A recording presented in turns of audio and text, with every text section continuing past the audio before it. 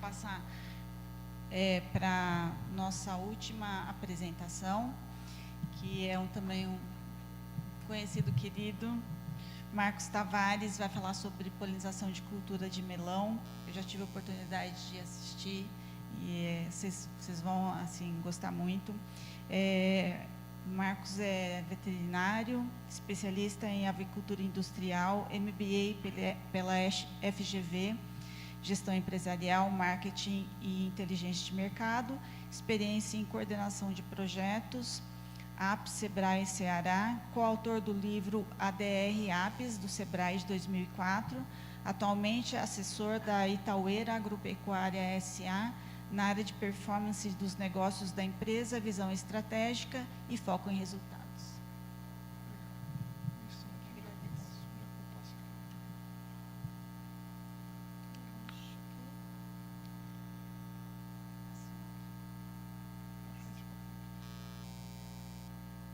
Bom dia, pessoal. Bom, só fazendo uma correção, não sei se vocês ouviram direito, eu não sou especialista em apicultura, sou especialista em avicultura, né? Portanto, mas eu estou aqui com vários colegas que são especialistas na área, vou ficar aqui devendo o conhecimento como especialista, mas a gente quer aqui apresentar a nossa experiência na Itaueira, de como é que a gente lidou com os problemas de ter que polinizar produtivo, né? O melão, como vocês vão ver aqui, ele de polinização obrigatória. Para apresentar aqui um pouquinho a empresa, a Itaueira Agropecuária é uma empresa do familiar, né? Que o Dr. Carlos aí à direita, à esquerda, fundador, é um paulista que foi do Ceará, foi radicado no Ceará. Os seus filhos, os 3 homens são os diretores da empresa, né? Aí, Tom Prado e o José Luiz, está faltando os filhos aqui.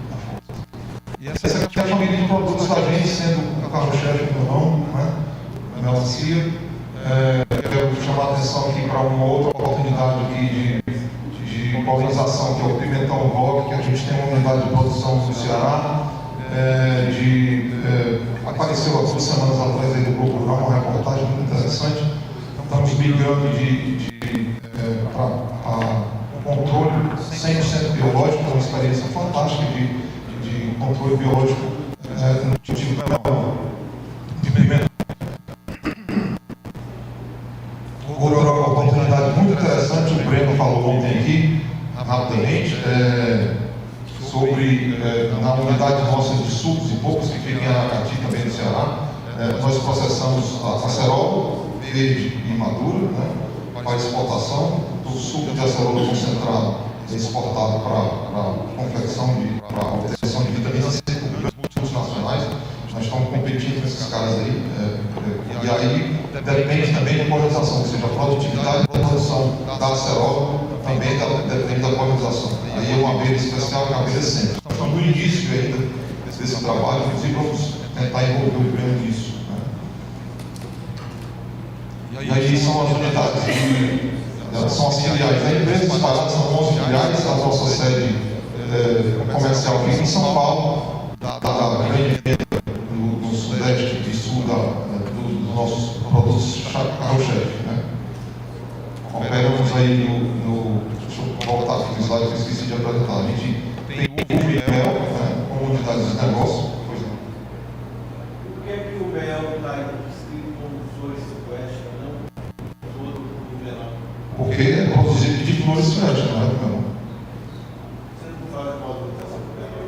Sim, a polinização é com a abelha do melão, mas a produção do mel é de flores silvestres. Não sei se é significativa a produção de néctar da flor do melão, certo? Então, por isso que não tem mel de flor de melão. O mel é de flores silvestres. A gente produz nas entre-safras do melão. Eu vou mostrar aqui, o melão corre das chuvas, né? Então, a gente não consegue produzir melão durante chuva, né? E aí, mas entre as safras a gente já faz abelhas, alguma parte das abelhas é colocada para a produção de mel. temos também, então, uva e mel são pequenas unidades de negócio que estão em desenvolvimento. A uva é lá em Petrolina, por passar. O mel é espalhado nas unidades de melão.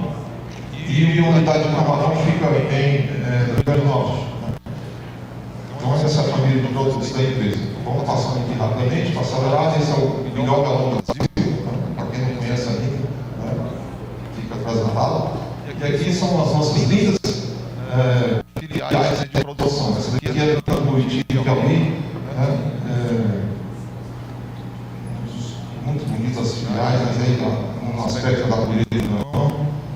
Essa aqui é a filial de Aracati, que foi desativada. Nós estamos há 8 anos fora do Ceará, produzindo só melão somente na Bahia e no Piauí, porque faltou água no Ceará, como vocês sabem. A castanha ficou apenas 2%, estão voltando esse ano, a partir de junho, mês que vem, 30 de junho, estão plantando de novo no Ceará. Dessa feita em outro município, que é Morada Nova, em Aracati. É um aspecto do nosso packing house. E aí vamos entrar aqui, propriamente dito, na polinização. Só um disclaimer técnico, assim, essa apresentação é somente de abordagem só a polinização de melancia. Cada cultura tem sua botânica, morfologia, fisiologia de polinizadores específicos. Eu não vou me ater muito aos aspectos técnicos, porque por causa da formação não científica, aqui eu me desculpo pela rapidez que eu vou passar os slides mais técnicos, mas está citado, a apresentação vai ficar com a organização. Quem se interessar pode procurar para obter uma cópia, tá? Mas a principal mensagem aqui dos slides é mostrar que o melão não existiria economicamente sem a polinização das abelhas, tá? Precisa de, o Breno falou ontem já, de acima de 10 visitas, 10, 15 visitas. E a concentração com a altura de colmeias no plantio de melão só tem maior atividade. Parece óbvio, mas é uma comprovação. A planta emite em torno de 80 flores, precisa ser polinizado de 16 a 20 dias. A gente usa 4 colmeias por hectare, e isso há mais de 10 anos. E tem aqui um gráfico de desempenho que vai apontar uma próxima da polinização do melão. Eu vou trazer um gráfico aqui na frente, mas a gente não mexeu no número de colmeias. A gente mexeu sim na qualidade dos chances. Tem esses aspectos aí do horário das plantas, que é muito interessante aí ouvir o professor Décio aí, a questão da hora das visitas.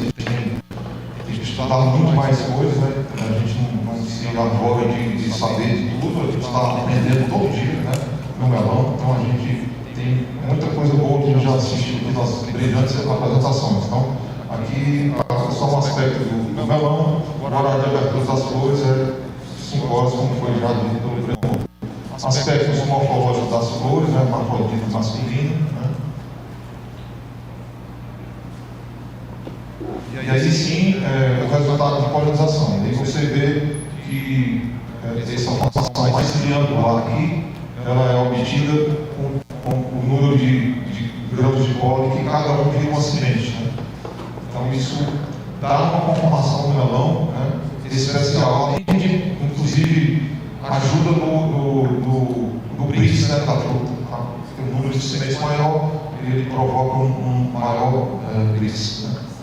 E aqui você tem um formato perfeito, no caso do melão, que é isso que se busca. Portanto, aqui resumo, não somente para ter fruto, mas com relação à conformação do fruto. Aí veja o que acontece com o melão que tem teste de polinização. Bom, aqui a gente está mostrando aí um aspecto de como a gente faz dia a dia. Esse rapaz, ele percorre, não sei quantos quilômetros por dia, mas é o trabalho dele, ele só faz isso. Ele tem esse instrumento, percorre 100 metros e faz a contagem visual, chama-se visualização transecta. E isso é anotado nas manchetas e depois transferido para os arquivos e feita as contagens. E aqui está o gráfico que eu falei para vocês. Veja aí a enorme evolução que teve aqui a partir de de 2014, 2013, né, onde a gente implantou a apicultura racional, né, e dentre outras intervenções que a gente fez, mas essa foi a definitiva, né? E aqui essa barra azul não se propaga para frente porque exatamente o Ceará está voltando agora em 2025. Então, se tiver uma outra apresentação, a gente vai trazer já os dados do Ceará, né? Mas vejam que a evolução foi exponencial, mais de 10 vezes em 10 anos, né? Mais de 10 anos.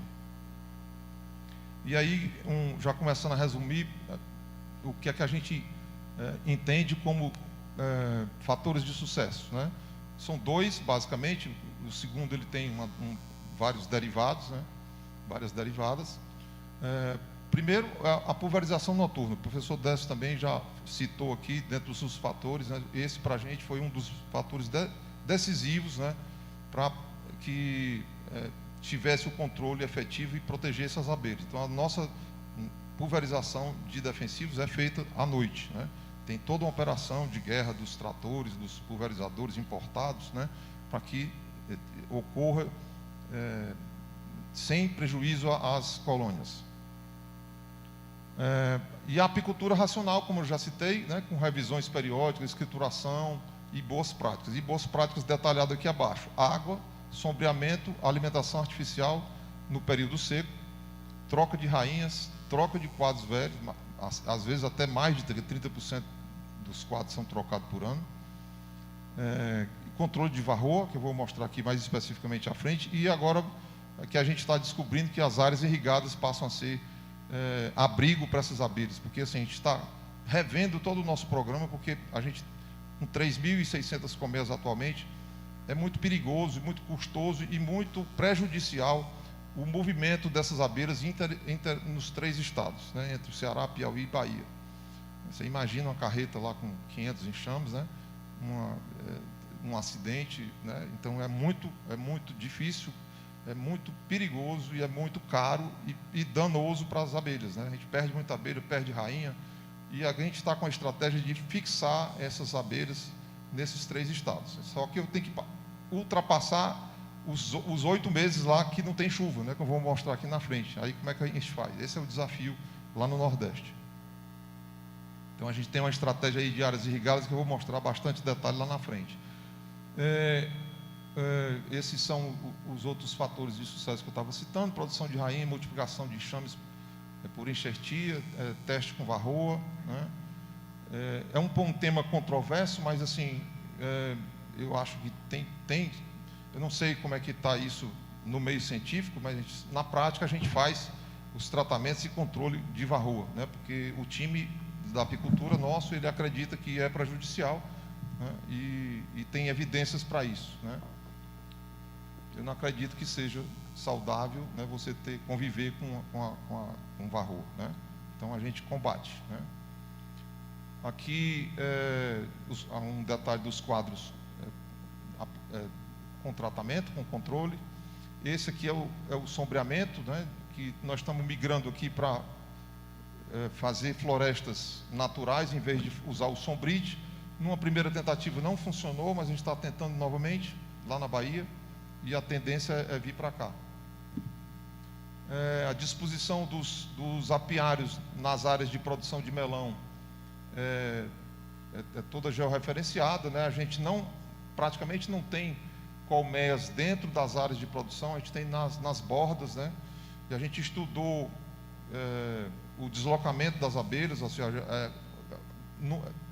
percebendo pela contagem que a partir de 300 metros a abelha ela já diminuía a sua visitação. Então, como uma proxy de polinização, a presença das abelhas era notada menor a partir dos 300 metros. Isso foi um fator também que deu outra alavancada. A gente começou a espalhar melhor os apiários nas áreas de produção e obteve bons resultados. A equipe de pulverização, trabalhando à noite aí. Então, assim, um resumo das principais medidas adotadas: pulverização noturna de defensivos, a adoção da apicultura racional com introdução das boas práticas, né?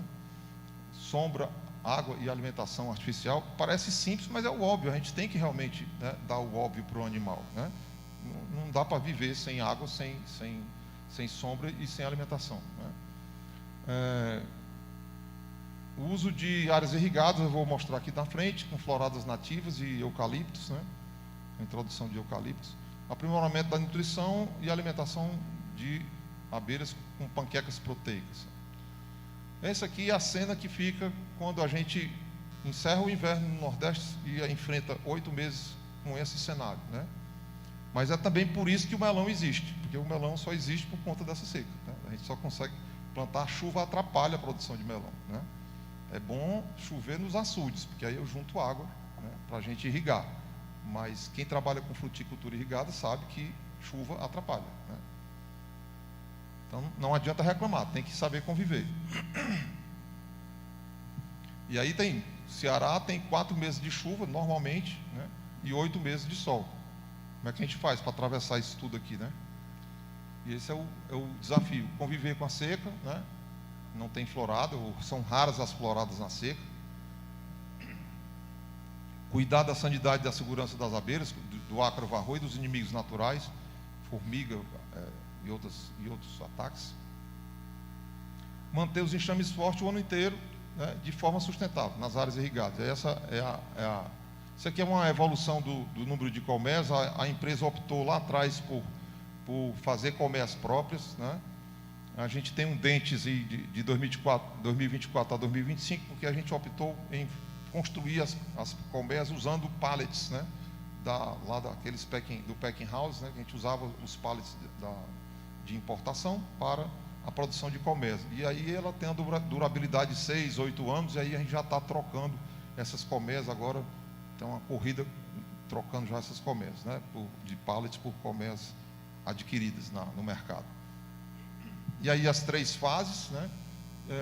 A gente alugava colmeias até 2005 e depois começou a introduzir gradativamente. Em 2014, quando eu ingressei na empresa, a gente começou a introduzir os conceitos de apicultura racional, aprendidos lá no Sebrae, no projeto APS, e depois a gente deixou de alugar as colmeias, né? Era um problemaço que tinha, porque não tinha, os apicultores locais não tinham a condição de fornecer os enxames com a fortaleza que exigia, né, que a polinização exigia, e infelizmente a gente optou teve que fazer próprio, né?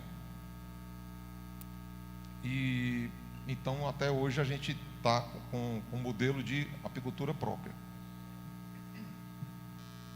Então, resumo das principais conquistas tecnológicas para a gente foi a produção de rainhas, né?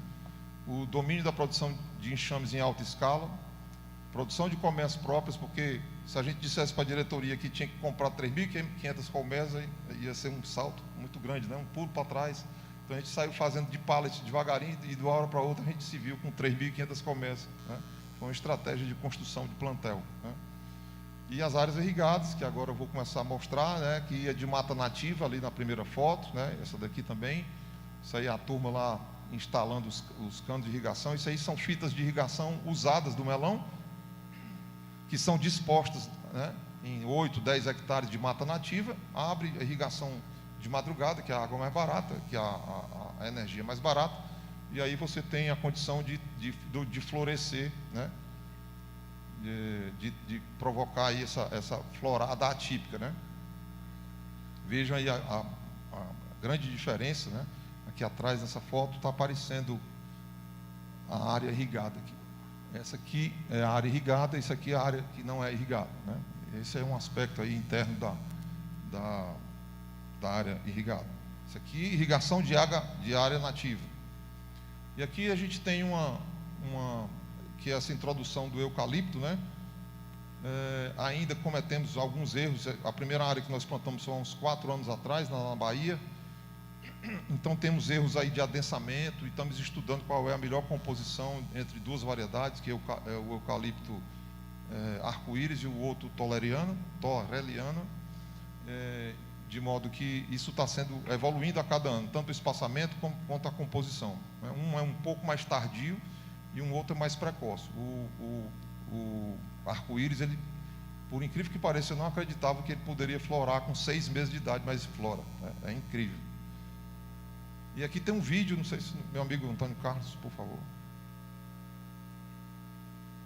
dessas áreas, né? Uma imagem bacana, mas que a gente já enxerga como antigo, né? Essas áreas aqui são 2 variedades de eucalipto. Logo ali na frente vocês estão vendo a área de melão, o drone vai dar uma mostrada. Essa área aí é a primeira área que a gente produziu, que implantou o eucalipto, são 10 hectares, né? É uma área de antiga produção do melão, lá ao fundo estão as áreas de produção de melão. Essa área que está ali com o mouse branco, ela também já está sendo transformada em área de eucalipto. O pessoal da produção do melão vai entregando para a gente, aqui não está produzindo direito não, essa terra aqui não presta não, então me dê que a gente vai produzir abelha, né? Fazendo essas biofábricas aí, né? E aí, veja o aspecto, você vê os 3 biomas aí, né? O eucalipto, o melão e a seca aqui, a caatinga, né? É muito bacana. Eu sou apaixonado por essa metodologia. Depois que a gente descobriu, a gente está ampliando, tem custo, tem muito trabalho, tem muito que se aprender nessa jornada, mas é definitivo. A gente não tem como escalar o número de enxames, né, se não for com uma metodologia desse tipo, né, para poder abrigar as abelhas durante 8 meses, né, que elas estão na seca, tá? E aí vamos ver se a gente transforma isso numa oportunidade, né? Então, a ideia é produzir enxame, fazer uma biofábrica, né, para servir para os polinizadores, empreendedores polinizadores. Tomara que o negócio da soja dê certo. E eu quero só dar um recadinho aqui do ponto de vista de negócio. 18% a mais em qualquer negócio é muito dinheiro, né? Não vamos pensar que 18% comparado lá com 100, com 200 das outras fruticulturas, né? Das outras espécies, né, vegetais, elas não têm importância. 18% é muito dinheiro, muito dinheiro. Ok, então, Carlos, pode. E aqui, já finalizando, umas fotos mais próximas aí das áreas irrigadas de eucalipto, né? E essa foto lá onde o Bola está ali, que é o nosso supervisor lá do Piauí, ele está, essa planta está exatamente com 6 meses, né? Florando dessa forma aí. É uma coisa impressionante, né? Muito bonito. Aí é uma área interna, né? O aspecto interno que a gente faz à disposição das colmeias. Visitação das abelhas no eucalipto. O néctar, você bate na mão assim e ele pinga na sua mão de néctar, né? A abundância de néctar que tem nesse vegetal. E o nosso projeto é de produção das mudas, inclusive introduzindo nativas, né? Catanduva, sabiá, jurema, para poder compor essa floresta, porque a gente acredita que na nutrição você tem que oferecer diversidade de aminoácidos para que as abelhas, né, elas tenham desempenho máximo. E a gente faz uma interação com a comunidade, sempre que tem algum evento a gente chama a comunidade, são cursos ou então visitas, né? As colmeias de pallet, a gente não está mais fabricando porque os pallets mudaram, né? E aí agora não tá dando mais colmeia, mas a gente fez 3.000 e poucas colmeias de pallet. Produção de abelha, de cera própria. Aí o time, são as pessoas que carregam o piano, né? É o time da Bahia, o time do Piauí, já estamos montando o time do Ceará nesse retorno, né? E a gente procura investir treinamento, né, nessas pessoas, porque são eles que realmente fazem, né? Ali em destaque de branco é o Jair, que é o gerente do negócio da apicultura.